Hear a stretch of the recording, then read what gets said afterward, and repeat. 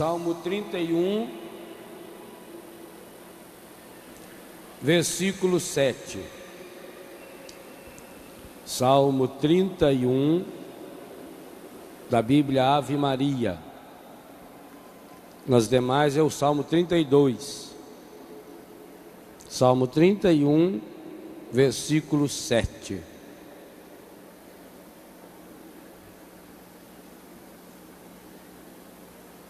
Vós sois meu asilo, das angústias me preservais, e me envolvereis na alegria de minha salvação. Para a gente gravar, vamos repetindo cada frase comigo. Vós sois meu asilo. Muito fraquinho. Parece uma velharada do asilo. Oh, vamos ver as velharadas aí, dá um show. Vós sois meu asilo. Vós sois meu asilo. Olha o tanto que melhorou. Das angústias me preservareis. E me envolvereis na alegria de minha salvação. Palavra do Senhor. Meus irmãos e minhas irmãs, por que será que o autor sagrado, ao escrever esse maravilhoso versículo desse salmo a respeito da felicidade do perdão, coloca a frase no plural, futuro? Vós sois meu asilo, das angústias me preservareis. Não é me preservais, não é me preserva, não é me preservastes, é futuro. Me preservareis e me envolvereis, é futuro, na alegria de minha salvação. Por que que os dois verbos aqui nos são apresentados no tempo futuro? Preservareis, envolvereis. Exatamente porque aqui nesse versículo nós temos, e por isso é plural, cada um de nós, para cada um de nós temos o grande segredo da alegria. Esse salmo está no contexto de muitos outros textos bíblicos. Reflete de fato aquilo que é uma opinião bíblica. A verdadeira alegria, que tanto falávamos ontem à tarde, ela é consequência, por isso os dois verbos no futuro. A alegria verdadeira é algo que eu alcanço se e somente se eu fizer a caminhada que desemboca nessa alegria. A alegria verdadeira, ao contrário da euforia, falei bastante sobre isso ontem, ela não é momentânea. Ela não é instantânea. Pode até começar agora, mas ela não é só para um momento. A alegria verdadeira não é um ponto de partida, é um ponto de chegada. A alegria verdadeira não é o começo da minha história, é aonde a minha história chega. Por isso, o autor sagrado aqui, Davi, o grande rei e profeta do povo de Deus, logo depois de fazer a experiência da confissão, fruto do arrependimento e não do remorso. Se você meditar o salmo todo, nós não temos tempo para isso, embora seja um salmo tão pequenininho, você vai perceber que esse salmo começa igualzinho começa o primeiro salmo da Bíblia. O primeiro salmo da Bíblia começa dizendo: feliz se temes o Senhor, se andas em seu caminho. Mas acontece que aqui, Davi, ao escrever, ele passou pela experiência do pecado, e de um pecado muito grave.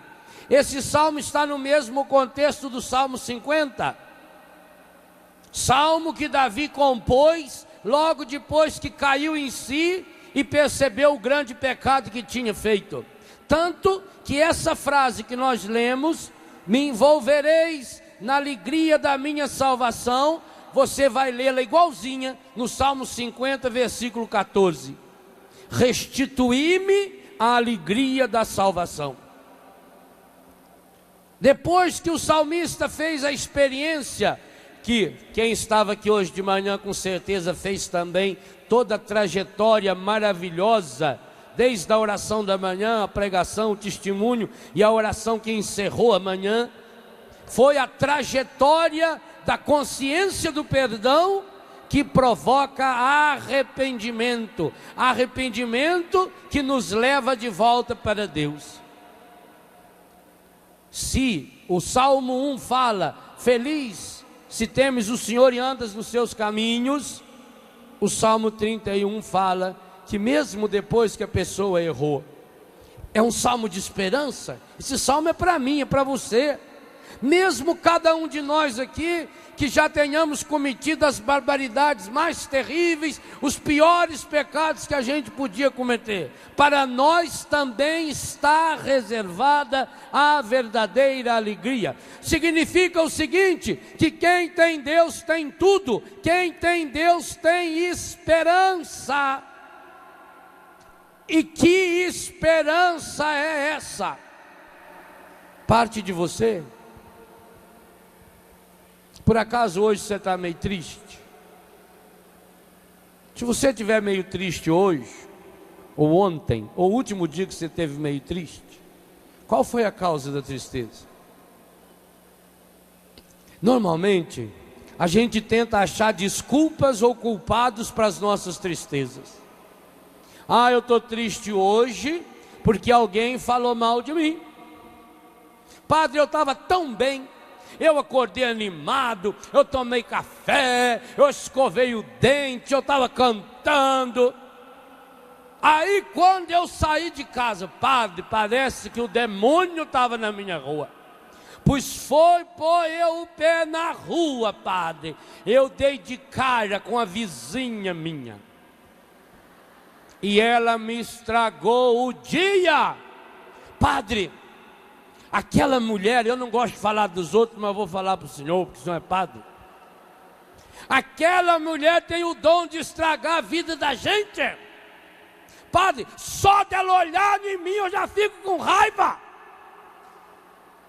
E quando ela fala, então, ela é muito chata. Parece que ela nasceu com o dom de atazanar a vida da gente. Pois foi ver aquele tribufu e o meu dia acabou. Eu fiquei triste. Mas que poder tem essa senhora de só olhar para você tirar a sua alegria? Sinal que a sua alegria é muito fraquinha. Sabe por que a gente fica triste quando alguém fala alguma coisa da gente? Porque aquilo que a pessoa falou era verdade. Ah, minha Nossa Senhora. Senão não dói.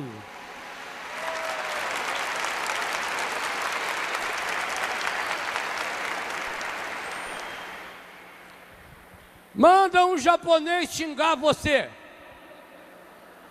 Ou melhor ainda, manda um japonês xingar um holandês. Eu acho muito difícil traduzir um texto do japonês para o holandês, tanto que eu não sei. É dificílimo. Se um japonês olha você e xinga você não sabe o que ele está xingando. Você não sabe se ele está xingando ou está elogiando você. Não ofende.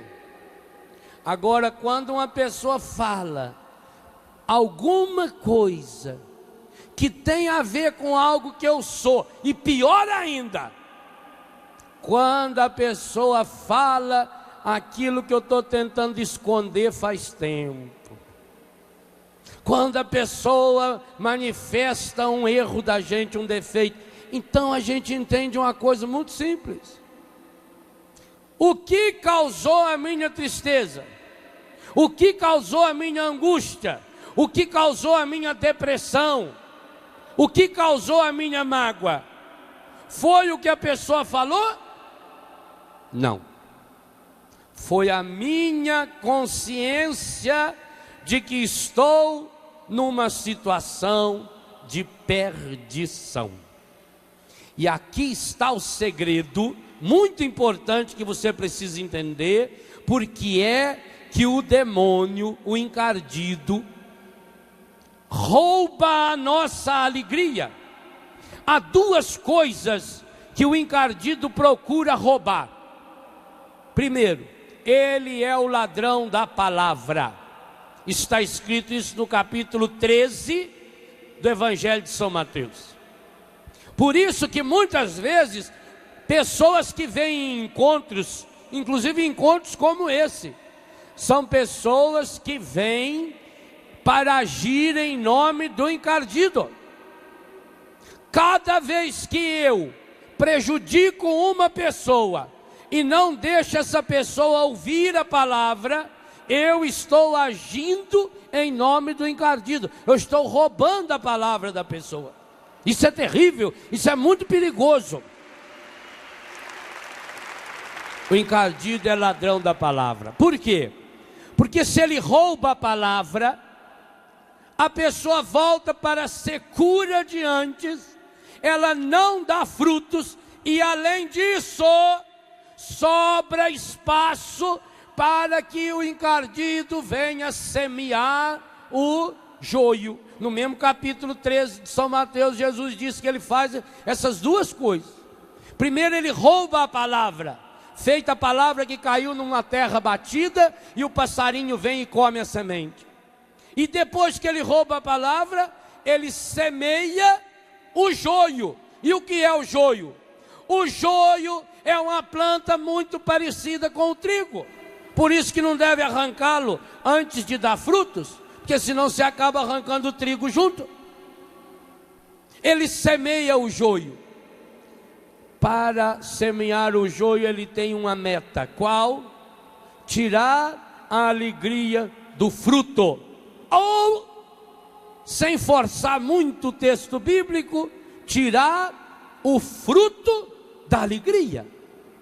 Quando ele consegue tirar a alegria do meu e do seu coração, ele sabe que nós precisamos da alegria. É igualzinho esse microfone.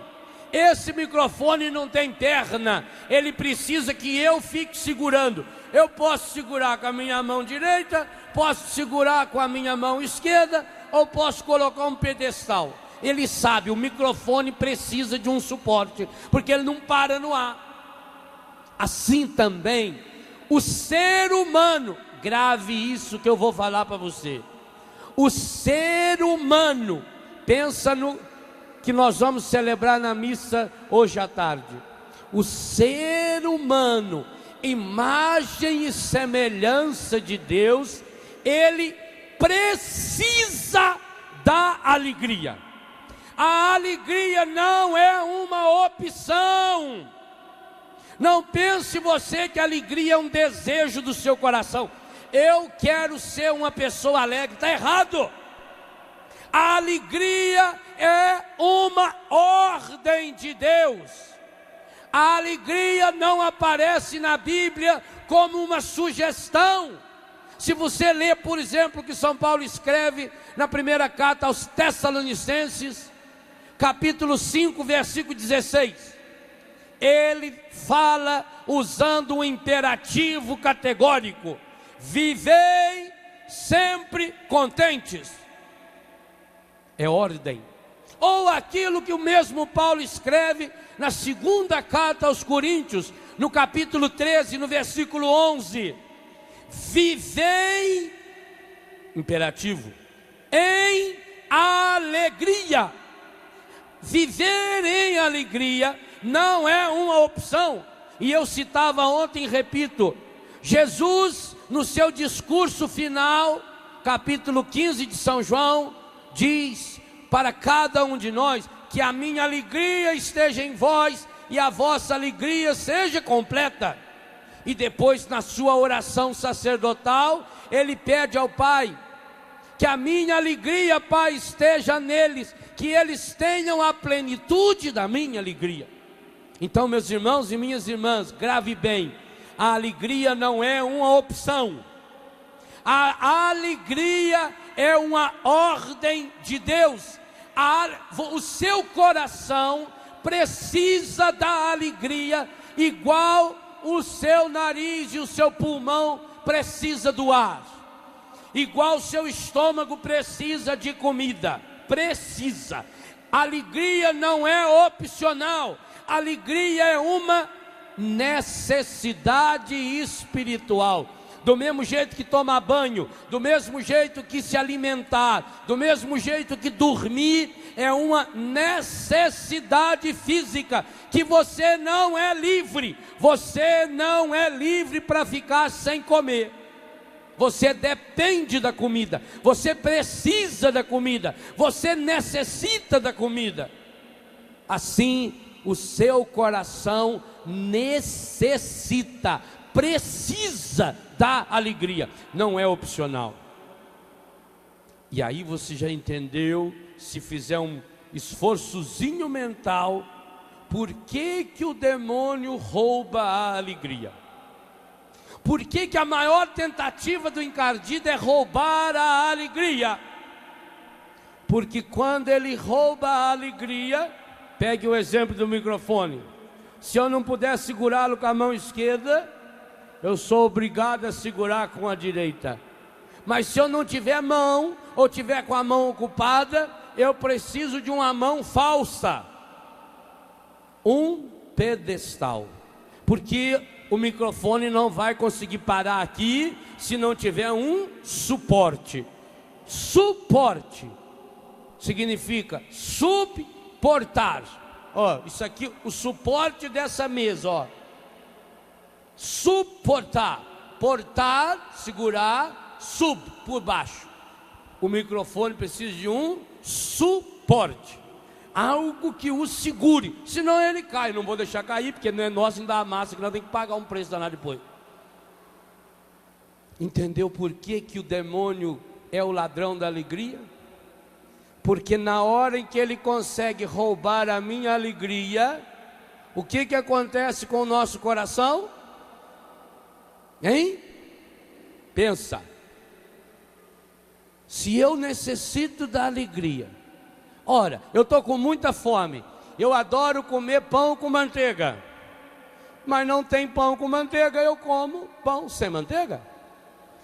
Eu estou com muita fome, eu adoro comer perna de frango, caipira, nossa senhora parecida, moela de frango. O dia que você me convidar para ir na sua casa, foi uma panelada de moela de frango caipira. Mas não põe quiabo não para estragar o frango. Que delícia! Agora, se eu vou almoçar, não tem moela de frango, não tem carne de frango, eu como arroz, eu como feijão, eu como abobrinha, eu como o que tiver, porque eu preciso de alimento. Olha, se a alegria é uma necessidade espiritual, se o encardido me rouba a alegria, eu vou tentar substituir a alegria. E nessa hora é que eu começo a me alimentar com a euforia. A euforia é a alegria do mundo. é essa alegria passageira, é essa alegria momentânea, é essa alegria que eu tenho na hora, mas que normalmente depois ela se transforma em tristeza, ela se transforma em dor, ela se transforma em mágoa, ela se transforma em ressentimento. Meus irmãos, esse versículo do Salmo está dando a cada um de nós o grande segredo da alegria verdadeira, para que você possa voltar à alegria, porque muitos aqui já não vivem mais na alegria. Nós vimos hoje de manhã muita gente deprimida, muita gente está triste, amargurada, não consegue mais nem sorrir, perdeu a alegria, e quem perde a alegria perde o sentido da vida. Quantas pessoas nesse mundo têm tantas coisas, mas são infelizes, são tristes, estão sempre amarguradas. Quantas pessoas só conseguem se alegrar se tiver bebida? Eu mesmo já tive essa experiência. Há muitos anos atrás, para eu me alegrar, eu precisava beber.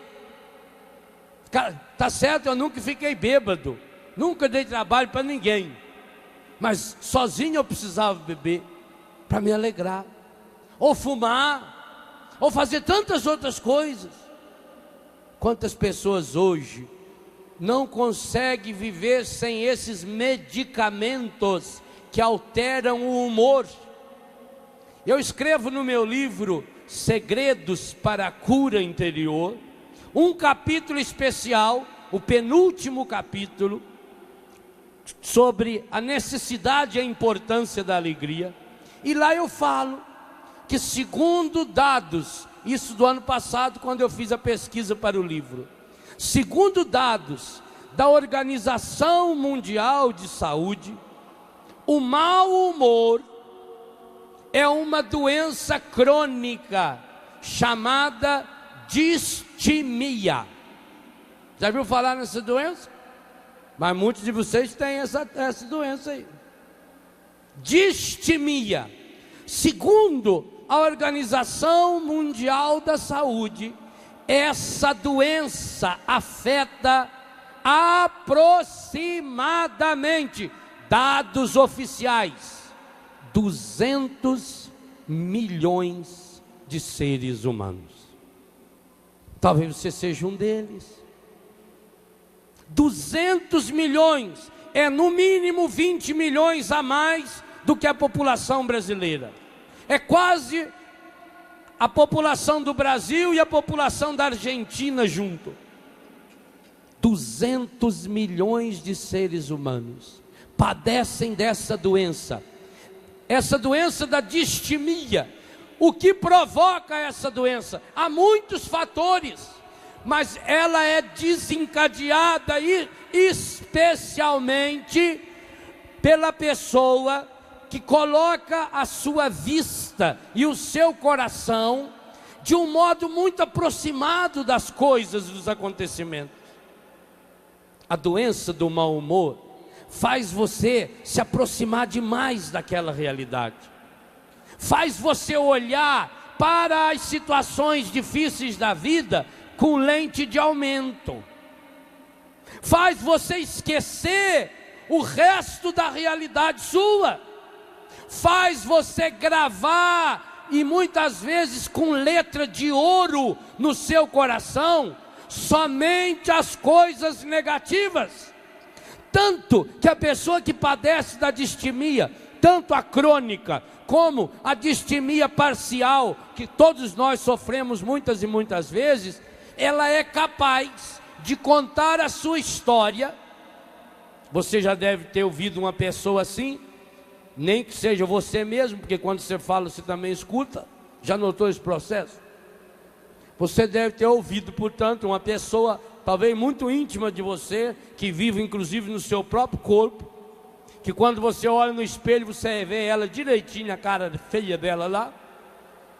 Você já deve ter ouvido uma pessoa que é capaz de contar a sua história inteirinha, somente a partir de pontos que marcou negativamente. Padre, quando eu tinha 3 anos de idade, eu quase morri afogado, padre.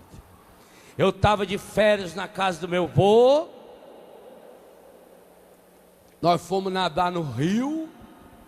Uma prima minha, para mim ela fez de propósito. Estava segurando embaixo assim. Meu avô tinha cortado um talo de bananeira para nós nadar nele, que quem não tinha boia aproveitava quando cortava o tronco da bananeira, fazia a boia. Meu pai mesmo fazia a boia de tronco de bananeira para nós. Pobre tem esse aumento, tem criatividade. Cada vez é uma boia diferente. Se não de cabaça também, punha 2 cabaças aqui assim, né? Amarrava uma embira aqui, aí punha aquele negócio. Que coisa boa. Então eu estava nadando na casa do meu avô. A minha prima puxou o talo da bananeira. E eu fui fundando. E aquela água foi entrando, e ninguém tirava eu. Eu fiquei quase 5 horas afundado lá dentro da água. Saí de lá, eu estava roxa. 5 horas. Talvez 4 horas e meia. Oh, meu Deus. Por que essa pessoa cometeu a barbaridade de tirar você de lá? Aí, padre, depois foi com 5 anos, me lembro como se fosse hoje, 14 de fevereiro, 5:08 da tarde. Eu estava na beira da estrada, com um vestidinho branco, que eu ia para a missa. Passou um caminhão, tinha uma poça d'água. Ele tinha toda a estrada para passar, mas parece que ele veio logo lá onde eu estava. Espirrou água em mim, sujou. Minha mãe deu tanto em mim, porque aí também ela não foi à missa, que não tinha roupa para eu ir. Nós só tínhamos um vestidinho. Depois, quando eu tinha 8 anos, quando eu tinha 11 anos, quando eu tinha 12, quando eu fiz 18, não gosto nem de lembrar o dia que eu fiz 15 anos. Tem gente que conta a história da sua vida através de 8 ou 10 episódios negativos. Só enxerga o que não presta. Essa pessoa, perdoa-me a sinceridade, é uma candidata com um índice de aprovação elevadíssimo para ir para os quintos dos infernos. Por isso que o encardido semeia tristeza. A Bíblia é categórica. A tristeza do mundo é um obstáculo para a graça de Deus. A distimia, a doença do mau humor, faz primeiro você fixar. É como se você pegasse uma caneta e só fosse marcando em volta no calendário da sua vida. Quantos anos você tem? 20, 30, 40, 90. Multiplica pelos anos que você já viveu. Quantos dias você já viveu? Quantas horas você já viveu? Você podia fazer esse cálculo assim de brincadeira. Pega uma calculadora eletrônica ou um celular, esses que faz conta aí, e multiplica. Eu tenho 25 anos, vezes 365 dias, vezes 24 horas. Bom, com 25 anos teve teve 6 anos bissexto, então aumento mais 6 vezes 24. Quantas horas eu já vivi? Quantos dias você já viveu? Quantos minutos você já viveu? E depois você tenta marcar num outro caderninho quantas horas demoraram as horas de sofrimento que você já teve. E você vai ficar com uma vergonha medonha quando descobrir que, somando todo o tempo que você já sofreu até hoje, não daria 2 horas e meia bem contada, ao lado de 5, 10, 15, 50, 1000 horas, ao lado de 1 milhão de minutos que você já viveu. Mas você teima em lembrar sempre daqueles 10 ou 15 minutos de bobeira que você viveu, que você foi vítima. E além disso, depois de você marcar só as datas, os dias e as horas negativas, você começa a olhar para cada um deles com lente de aumento. Primeiro você pinta, primeiro você sublinha, depois você coloca uma lente de aumento, depois você começa a desenhar aquela data com todas as cores possíveis, para que aquilo tome conta do resto do seu ano. Então você diz: o meu ano não prestou, o meu ano não valeu nada, porque no dia 29 de novembro eu perdi o emprego, acabou com o meu ano. Você transforma 365 dias em 29 de novembro, em 15 de dezembro, em 7 de janeiro, em 25 de abril, eu não sei. Assim como o encardido adora, porque se, sabe quando tem dia santo, antigamente as folhinhas vinham bonitinhas, você ganhava uma folhinha, tinha aquelas datas lá que o número vinha em vermelho, era dia santo, até as crianças adoravam, porque sabiam que não tinha aula, aquilo era tão maravilhoso. O seu calendário, o encardido deu uma caneta preta para você, bem grandona, e você começou a marcar no calendário da sua história os dias que você entregou ao poder do demônio. Que pena, você deixou ele roubar a sua alegria. Pior ainda, além de destacar, de olhar, de concentrar, de exagerar, de ver com lente de aumento, você agora começa a ligar um no outro. Pior ainda, porque você começou a fazer uma ponte entre o 25 de março do ano 2004, você viu: mas isso aqui também é porque no dia 20 de abril de 2002 aconteceu isso, em março de 98 aconteceu isso, em setembro de 91 aconteceu isso. Você agora começa a fazer uma ponte, uma ligação. Quando é ponte ainda vai, mas muitas vezes você vai em linha reta, aí vai anulando os outros dias. Então você olha no seu calendário. Você já viu uma criança que você deixa aquele papel importante em cima da mesa e a caneta para você vir assinar o contrato? E quando você chega, você notou que o seu sobrinho predileto já assinou para você? E assinou inclusive aonde não era para assinar, porque ele foi desenhando estrelinha, caveirinha, foi fazendo umas minhoquinhas, uns rabisquinhos, além do rone que escorreu lá em cima. Quando você pega o contrato e olha, parece que ele desenhou um sacizão, rindo para você, fazendo pito-peru assim para você. Pois você fez isso com o calendário da sua vida. Me perdoa ter que contar a verdade para você hoje. Você veio para o acampamento de carnaval, mas se você queria alegria fajuta, você veio no lugar errado. Fosse buscar essa alegria lá então, na droga.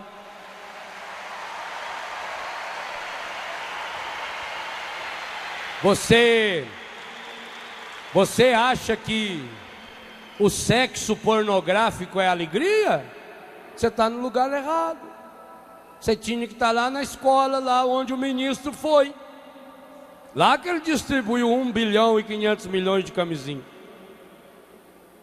Aqui não, aqui a gente entrega para cada um, não é uma camisinha. Aqui a gente entrega é o corpo, sangue, alma e divindade de nosso Senhor Jesus Cristo. Isso, meu amor. Quer aquela alegria? Vai lá.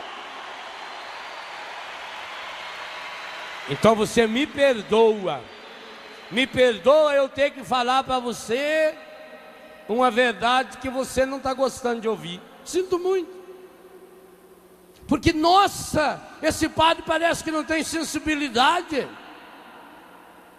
Além de eu sofrer tanto agora, quer dizer que a culpa foi minha? Foi. E sabe como é que eu sei que foi? Tudo que você sofreu ainda foi pouco.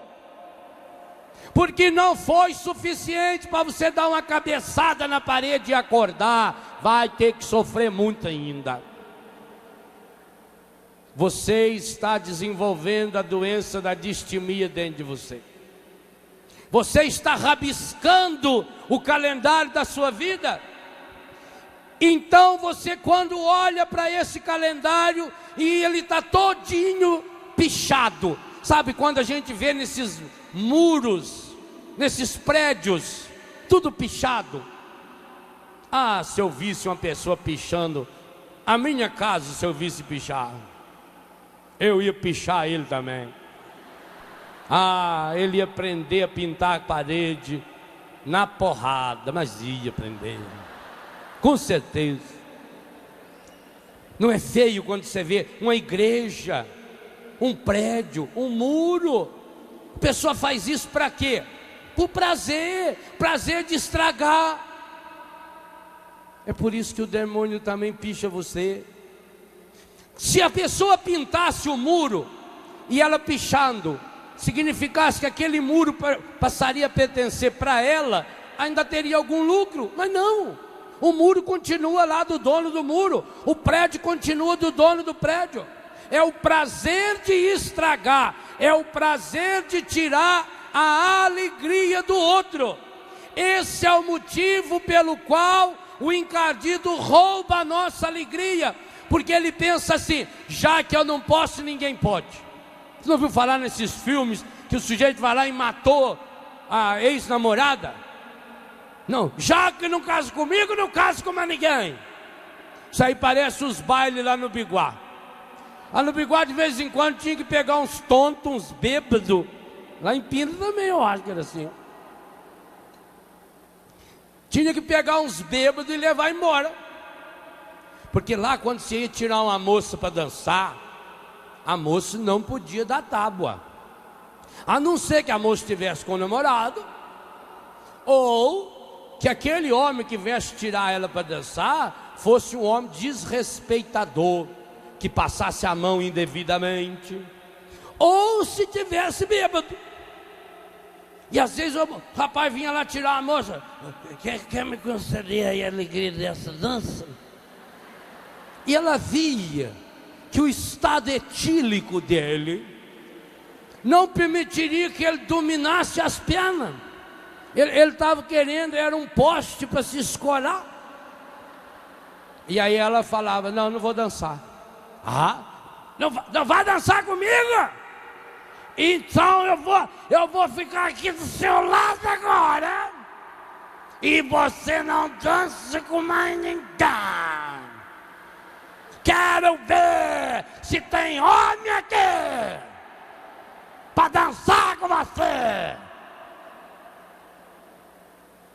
Aí você tinha que fazer o quê? Se não fosse ele o dono do baile, que se fosse o dono do baile, ele ia lá e mandava o sanfoneiro: pode parar de tocar, não toca, acabou, pai, acabou, cerrou a festa. Se ele não fosse o dono do baile, já tinha sempre uns tio. A gente sempre tinha uns tio. Eu mesmo tinha uns tio grande, era bom, né? Os tios já iam chegando.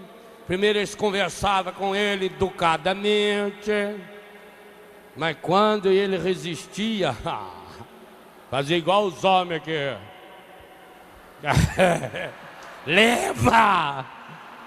Levava o bêbado embora. Gente, o encardido é igualzinho.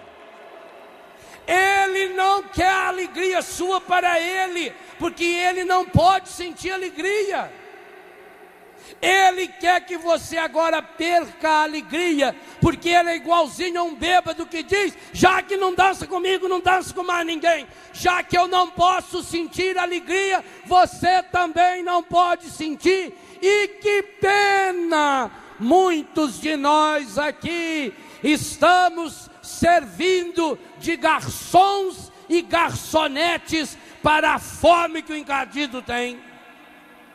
Hoje você precisa tomar uma decisão, se é que você de fato deseja experienciar a alegria que não inquieta a alma. E que decisão é essa? A decisão de romper com todas as ligações. Hoje de manhã foram nos apresentadas 4 ligações pecaminosas que roubam a nossa alegria e, portanto, que inquietam a nossa alma. A depressão, obviamente, quando fruto do pecado, quando consequência do pecado, e não uma doença física, que inclusive tem tratamento, graças a Deus. O complexo de inferioridade, o sentimento de indignação, de indignidade, que tantas e tantas vezes nós cultivamos dentro do nosso coração, e o remorso, que faz você achar que está vivendo numa ilusão de arrependimento, mas que na verdade não está. É preciso romper com essas ligações encardidas, sujas, que tiram a nossa alegria, que roubam a nossa paz, que nos transformam em marionetes. Por quê? Porque quando o nosso coração está vazio da alegria, ele se contenta com a euforia. E aqui nós entendemos porque as pessoas pagam tão caro pela euforia. Outro dia eu li numa revista semanal, eu não sei se a Veja, Isto É, ou a Época, o depoimento de uma moça que é apresentadora de televisão, que foi namorada do Ayrton Senna. O nome dela é Adriane Galisteu. Então dizia lá na revista uma matéria curtinha, com a fotografia dela, no dia que ela estava no ginecologista, aquela foto dela lá, na hora que ela estava lá, tirou a foto.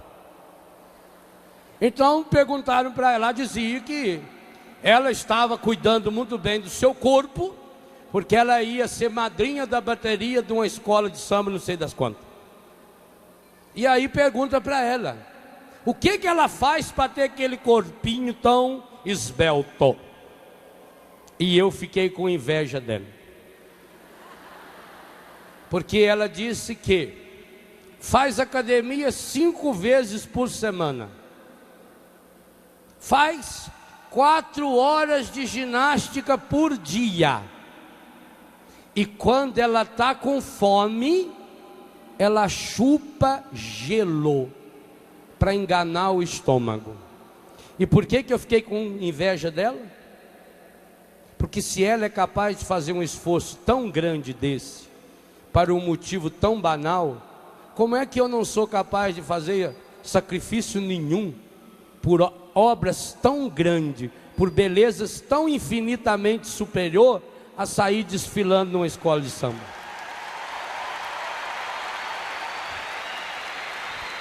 Quando eu li essa matéria, na mesma hora eu falei, meu Deus, dá-me a garra que essa mulher tem. Eu queria ter, e eu não tenho. Você tem? Depois da manhã começa a quaresma. Eu quero saber, você diante de Deus, quantos dias você vai fazer jejum? Ela treina 4 horas por dia. Eu queria poder tirar o chapéu para você, se você me falar que ao menos na quaresma conseguiu rezar 4 horas por dia. Ela é capaz de lamber gelo para não engordar. E você é capaz de fazer jejum para não pecar? Para não ir para o inferno? Para salvar o seu filho? Para salvar a sua filha? Se ela, para manter o corpo, é capaz de fazer tamanho sacrifício, e você, meu irmão e minha irmã, que sacrifício faz para manter a sua alma? Eu fiquei com vergonha, e acho que muita gente aqui, se fosse honesto, também ficaria. Quando, meus irmãos, nós não experienciamos a verdadeira alegria, nós vamos atrás da euforia e somos capazes de fazer como Adriane Galisteu faz. Somos capazes, por causa da euforia, nós somos capazes de fazer renúncias. Um jovem, quando ele quer usar droga, ele é capaz de andar a pé 10 quilômetros. Ele é capaz de ir lá naqueles becos escuros aonde estão os traficantes. Ele é capaz de expor a sua vida, porque mesmo sabendo, o traficante disse para ele: você não volte mais aqui enquanto não pagar o que me deve. E ele, para pagar o que deve, ele é capaz de roubar a mãe, roubar o pai, roubar as pessoas, expor as pessoas em risco e a própria vida, e não consegue o dinheiro, ele é capaz de ir lá de novo no traficante. Quantas vezes um filho meu já me contou que voltou no traficante, e o traficante falou: não avisei que não era para voltar aqui sem dinheiro? E juntava 3, 4 capangas e deixava ele semi-morto, jogado nas margens de um beco qualquer. Quantas vezes já escutei essa história? Então, se um jovem, por causa de droga, a euforia da droga, é capaz de expor a sua vida, é capaz de fazer sacrifício, é capaz de renunciar à namorada. Um dos meus filhos namorava uma menina, modelo, hoje modelo internacional, uma das meninas mais lindas que eu já vi na minha vida. Essa menina ia na minha casa com ele, mas menina linda, linda, um corpo perfeito, um sorriso, e uma menina de uma simpatia. A mãe dela uma pessoa boníssima, uma pessoa maravilhosa. Passado um tempo, eu me encontrei com ela e com a mãe no aeroporto, em São Paulo. A mãe tinha vindo trazê-la em São Paulo, ela ia para um desfile internacional. Falei: e o meu filho? Ah, acabou. Mas por que vocês se gostavam tanto? Aí o zoinho cheio de lágrimas. Gostava? Não, eu gosto. Mas como é que eu vou namorá-lo, padre? A gente marca de sair numa sexta-feira, ele não aparece sexta, nem sábado, nem domingo, porque ele vai para casa dos amigos dele, começa a cheirar cocaína e esquece. Meu Deus, um menino daquele, 1,80 m de altura, hoje está acabado, hoje já não tem mais nenhum dente na boca, gastou, de tanto passar um dente no outro, gastou, que bruxismo, menino lindo que era, hoje está lá acabado, gente, cheirando pedra. Como é que um homem daquele, um jovem, eu o conheci, ele tinha 15 para 16 anos de idade, hoje ele tem uns 26 anos, 27, como é que ele se acabou? Como é que ele foi capaz de trocar uma menina mais linda, linda em todos os sentidos, fisicamente, afetivamente, uma delicadeza, ele trocou por quê? Por causa de cocaína. E depois a gente fica impressionado quando um jovem deixa uma moça, ou quando uma moça deixa um rapaz e vai seguir Jesus. Isso é capaz do mundo achar um escândalo. 99% dos jovens que se drogam, em pouco tempo deixam a namorada e o namorado, o pai, a mãe, o marido, a mulher, os filhos, troca tudo isso por causa da droga. Basta ir visitar a minha casa e escutar a história deles. Quando a pessoa não tem a alegria, ela paga qualquer preço pela euforia. Por isso que uma calça feita essa minha, está aí nas revistas dessa semana. Hoje tem calça dessa aqui, claro que não é da mesma marca, vendida a 1.500, 2.000, 3.000 reais. Por quê? Porque a pessoa que vai comprar uma calça dessa e vai pagar 3.000 reais, não tem alegria. Quem não tem alegria, paga caro pela euforia. Quanto menos a pessoa tem dentro de si, mais ela precisa ter fora. Quanto mais vazia a pessoa é por dentro, mais ela precisa se encher das coisas. Quem não tem alegria dá a própria vida atrás da euforia. Quem não tem a alegria é capaz de se condenar por causa da euforia. Quantas notícias o Brasil já leu sobre filho que matou o pai, filha que matou o pai e a mãe, porque não tem alegria, precisa da euforia. Por causa da euforia é capaz de matar a mãe. Eu li na revista Veja dessa semana, que está nas bancas, uma matéria sobre a novela Senhora do Destino. A revista Veja que está falando que de cada 10 televisores ligados no Brasil, 8 estão ligados na novela Senhora do Destino. E a revista Veja conta a trama dessa novela. É a luta do bem contra o mal. Até gravei o nome da mulher que é do mal, que é o nome da minha mãe. E é o nome da mãe de Jesus. Vocês acham que é por acaso? A tal da Nazaré? Vocês acham que é por acaso? Uma é Maria, não sei das quantas. Tudo nome de Nossa Senhora, viu? Eles são safados, sem vergonha, ordinário. E outra é a Nazaré. Essa Nazaré que é do mal. A revista Veja diz que ela é capaz de matar, de jogar 2 cabos abaixo. Ela é estéril. Nisso eles acertaram.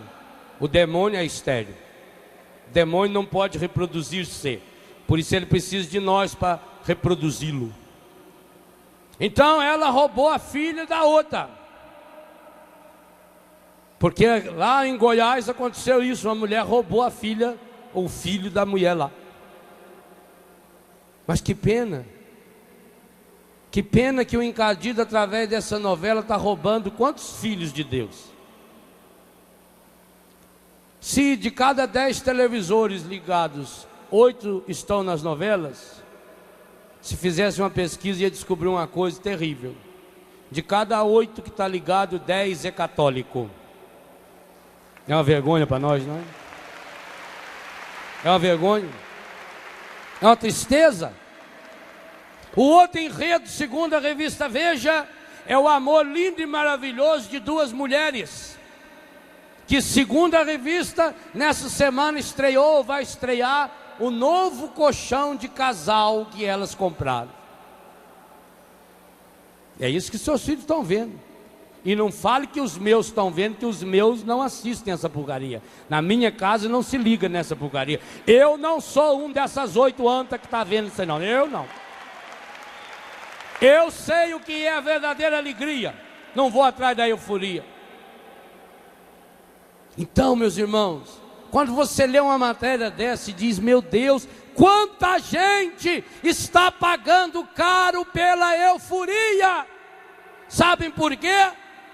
Está aí no texto que você leu comigo.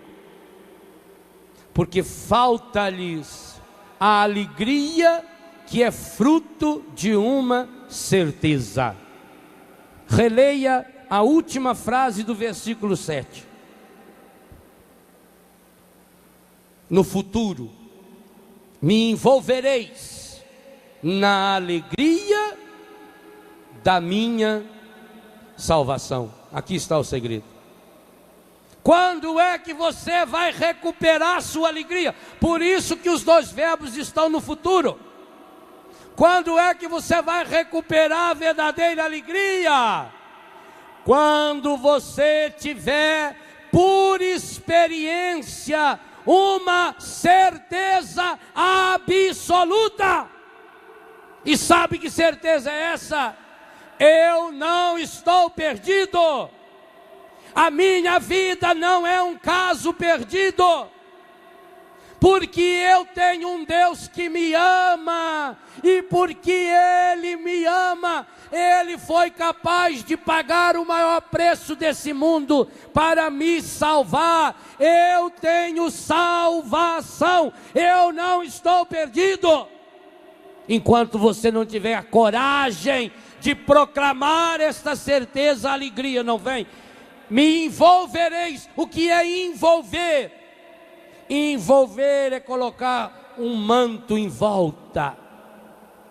O autor da carta aos Hebreus diz, no capítulo 12, nos versículos de 1 ao 4, que a gente perde o rumo na vida, que a gente não olha mais fixamente em Jesus, que a gente não tem mais os olhos fixos no autor e consumador da nossa fé, que é Jesus, porque o pecado muito bem sabe nos envolver. Nós nos deixamos enrolar, o pecado nos enrola, Jesus Cristo nos liberta, o pecado nos amarra, Jesus Cristo nos faz livres. É a partir desta certeza, meu irmão. Quando é que um jovem vai deixar de pagar caro pela droga que lhe traz euforia? Quando ele experimentar a certeza da salvação. E essa é a palavra que eu queria dizer a você agora. Retome novamente a tristeza que você recordou quando no início dessa pregação eu convidava você a lembrar a última vez que você estava triste. Recorda novamente aquele calendário marcado com manchas e sujas, encardidas, dos dias que você já viveu e que você acha que são dias de tristeza em sua vida. E tenha hoje a coragem, daqui a pouquinho diante do Senhor, na adoração e principalmente na Santa Missa dessa tarde, tenha coragem hoje de pegar cada um desses dias, inclusive o pior desses dias, o dia mais feio, o dia mais sujo, o dia mais estragado, o dia mais machucado, e apresente cada um desses dias a Jesus, e vá suplicando que Jesus seja o salvador dessa sua situação de perdição. Não aumente mais a tristeza, não alimente mais o mau humor, não alimente mais a irritação, riscando e rabiscando, mas também não tenta apagar. É um erro muito grande que a gente faz. A gente tenta apagar os dias estragados da nossa vida. Não, você não pode querer apagá-los. Eles fazem parte da sua história. E digo mais, eles ajudaram você a ser quem você é. Não negue a sua história, não negue o seu pecado, não negue o seu passado, não negue os seus erros. Tenha a coragem de assumi-los, mas diante de nosso Senhor Jesus Cristo, porque esse tem poder de envolver esses dias tristes da sua vida com a alegria da salvação. Que coisa maravilhosa! Porque Jesus foi capaz de se despir na cruz? Porque Jesus está completamente nu na cruz? Para que você tivesse a coragem de se despir diante dele, para que você tivesse a coragem de arrancar as máscaras que envolvem o seu coração. A máscara lhe traz euforia, na hora faz você nem sofrer tanto, mas a longo prazo é tristeza em cima de tristeza. Os verbos desse versículo estão no plural, porque é algo que o Senhor quer que aconteça na sua vida, mas que o Senhor não pode forçar você nem a mim. É preciso que cada um tenha a coragem, a revolucionária coragem de hoje, suplicar ao Senhor: Senhor, envolva-me na alegria da minha salvação. O grande objetivo que eu tenho para você nessa tarde, que tenho no coração e pensando em cada um de vocês, também você que está em casa, como seria maravilhoso se ao final do dia de hoje, no início da noite, quando terminar a nossa missa, você tivesse uma absoluta certeza: eu tenho salvação, eu não sou um caso perdido, há uma esperança. Oh, meu irmão, quando uma pessoa tem uma doença grave e alguém fala que lá em tal lugar tem um médico que cura essa doença, a pessoa faz todos os esforços possíveis para ir até lá. Se tiver um fio de esperança, ela vai atrás, vai em outros países. Se você hoje sair daqui com essa esperança, que é uma certeza, minha vida não está perdida. Qual é o seu pecado?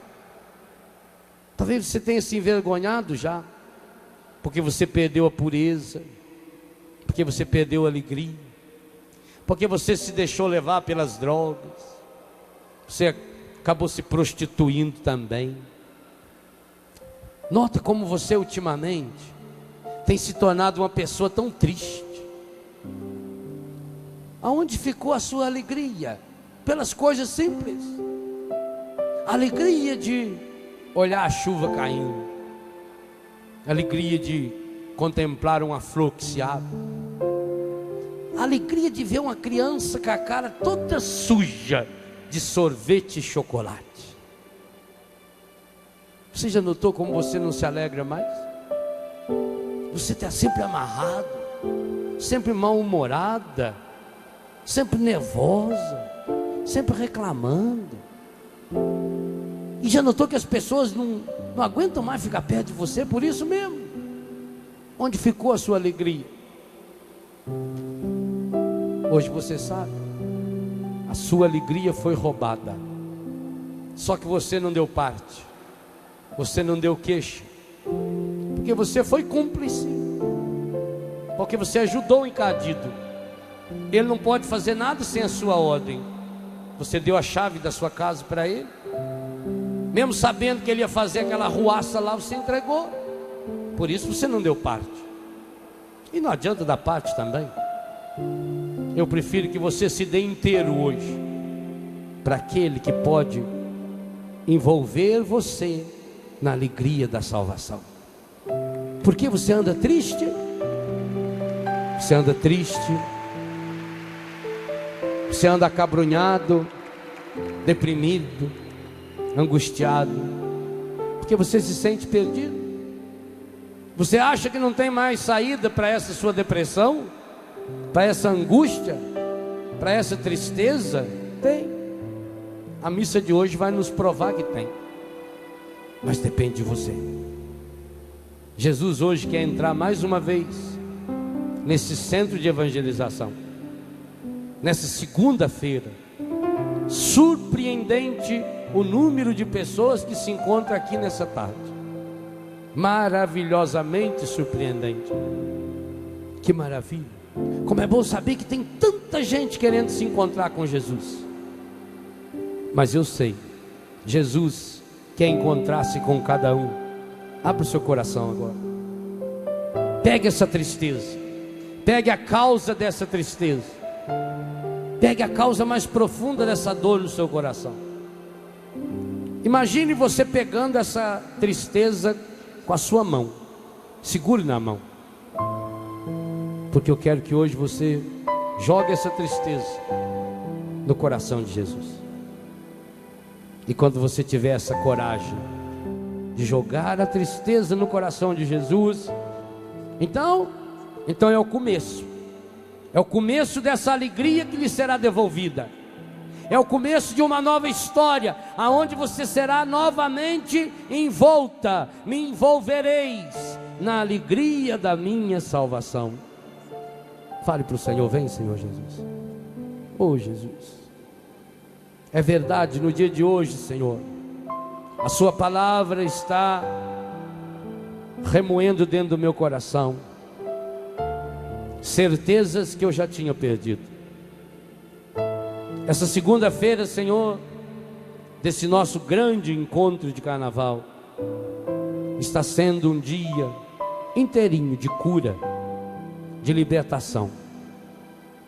Eu cheguei aqui hoje, Senhor, ainda estava amarradinho, preso às minhas indignidades, ao meu complexo de inferioridade, remoendo os meus pecados e as derrotas da minha vida, deprimido e angustiado.